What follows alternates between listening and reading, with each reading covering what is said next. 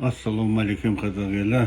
Мен Аға Жылып Нышанәлі, Шымкент қаласы Әділет Групп палатасының, заңгерлер палатасының заңгерімін.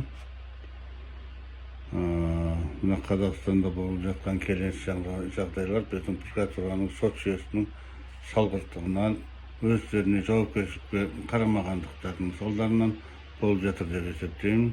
Осының салдарынан бізде заңсыз соттаулар болып жатыр. Оған бірде-бір дәлел ел қамын жеп жүрген саяси тұтқындар Нұржан Әлтаев, Алмасбек Садырбаев, Дума Мұхаммедкәрім, Марат Жыланбаев, Асқар Сенбай, Ержан Елшібаев, тағы басқалар, барлығы 26 адам. Сот тергеуінде сотталушылардың берген жауаптарына дұрыс баға бермейді. Прокурордың жетегінде кетіп, соның сотқа әкелген бар дәлелдемелерін жеткіліксіз деп танып, сотта жіберіп отыр. Бұның бірден бір дәлел ретінде мен айтатыным, 30 қаңтар 25 жылы мен әлеуметтік желіге шығып, Сарыағаш ауданында сыбайлас жемқорлық болып жатыр деп, құзырлы органдардан тексеру жүргізіп, қылмыс жасаған адамдарды жауапкершілікке тарту туралы мәлімдеме жасағанмын.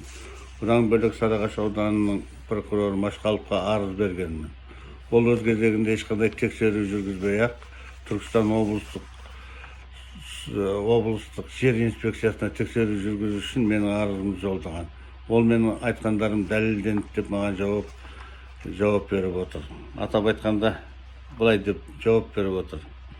Келес аудандық мемлекеттік архиві 18 ақпан 2025 жылғы нөмірі 117 хатымен Сарыағаш ауданы әкімінің 2013 жылғы құжаттарында 12 желтоқсан 2013 жылғы нөмірі 1264 қаулысы тіркелмегендігін және Сарыағаш ауданы әкімінің 2013 жылғы құжаттары 1106 қаулысымен аяқталғанын хабарлаған. Яғни аталған ақпаратқа сәйкес Сарыағаш ауданы әкімдігінің 12 желтоқсан 2013 жылғы нөмірі 1264 қаулысы қабылданбағаны анықталды деп маған осындай мәлімдеме жасап жіберіп отыр. Сонда олар мені кім деп ойлайды екен? Мен прокурор, не сот, не тергеу органы деп ойлайды ма екен? Осындай мәселелер дәлелденсе, коррупциялық қылмыс жасаған адамдарды неге жауапқа тартпайды?